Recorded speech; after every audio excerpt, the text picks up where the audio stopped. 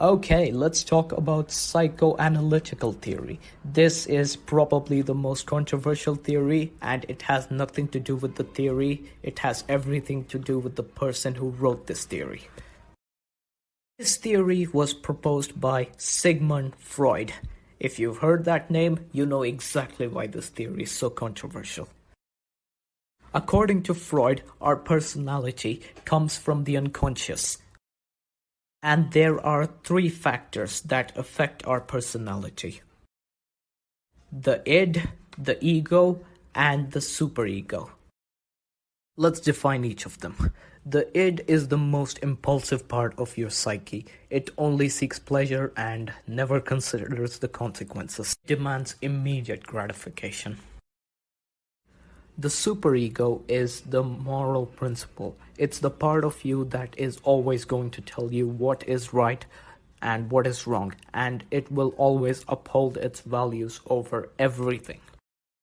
And finally, we have the ego. This is the only one out of the three that is partially conscious. The ego is the awkward middle child. It's constantly trying to balance the needs of both the superego and the id, trying to find a middle ground that is going to satisfy the both of them.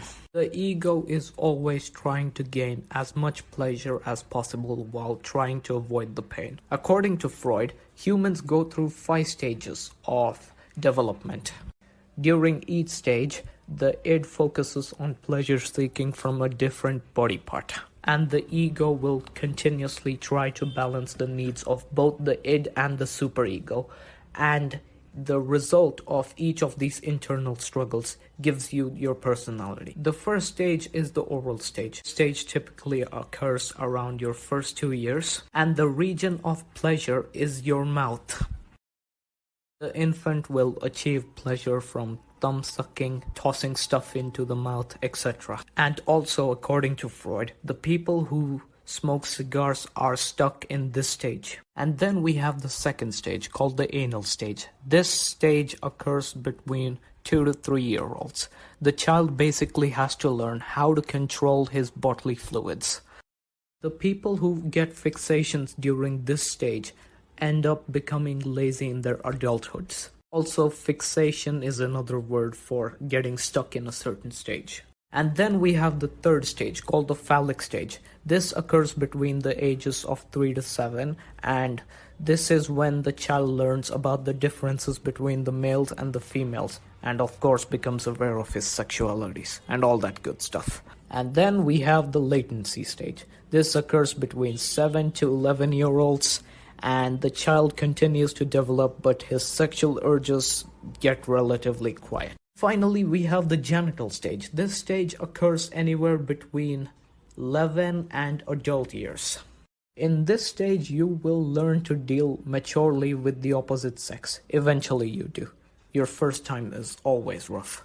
Now let's just move back to the id, ego, and superego for a second. According to Freud, when the id and the superego have a clash and the ego can't find a common ground to satisfy both of them, then that is the reason why you have anxiety. It's basically the ego unable to find a common ground between the id and the superego.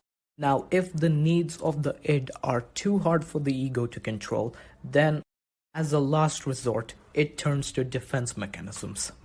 There are 9 defense mechanisms in total. The first one is displacement. This is in no particular order. Displacement is when you defer your anger or any emotion that you have from the area that is triggering that response to an area which has nothing to do with it. For example, let's say it's raining outside and you can't go out to play with your mates. And let's just say you get a call from a salesman, and you just start berating on him about your frustrations in life and start lecturing him about things. In reality, you're not angry at the salesman, you're just angry about the weather. You're deferring your anger towards the salesman, even though he has nothing to do with it. Let's move on to the second category of defense mechanisms. It's called repression. It's when you push your thoughts or feelings that you don't want to acknowledge to your subconscious, and pretend like it never existed at all. For example, let's say you went through a rough breakup and then you come back home and try to pretend like it never happened and start playing World of Warcraft or something. That is what repression is. Then we have projection. This is when you direct your insecurities or ill will towards someone else. For example, let's say you're lazy and arrogant, and instead of acknowledging that you have those faults and working towards improving yourself, you might just get angry and accuse someone else of being lazy and arrogant.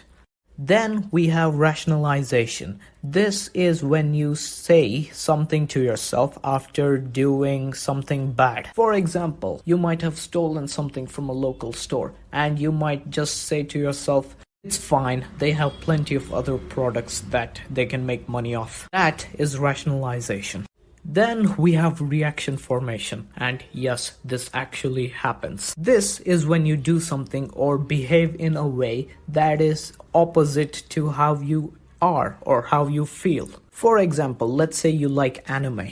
So you start watching Game of Thrones or Breaking Bad in an effort to minimize the risk that somebody might notice that you're an anime fan.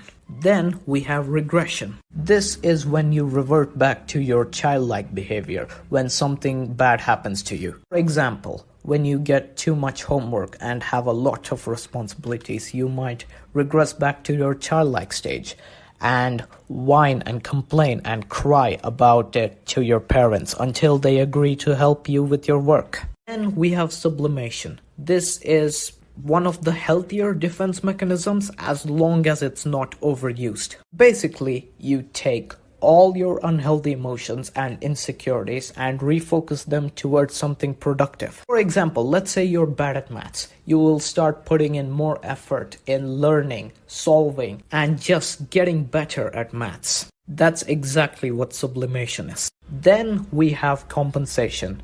This is when you compensate for your shortcomings in one area with your excellence in another area. For example, let's say you suck at your job. Instead of putting in more effort and dedicating yourself to bettering yourself in your job, I just compensate for that with just having a trophy on your work desk that you won in a judo competition in 3rd grade as a means for you to live with yourself instead of confronting the truth that you need to get better at your job. And finally, we have denial. This is slightly different from repression because in repression you're accepting that a bad situation happened but refusing to acknowledge it. But in denial, you're refusing to accept that the situation happened in the first place. For example, you've gone through a rough breakup, but the next day you just move on with your life, still thinking that you're still in a relationship with that person. And that is it for Freud's theory.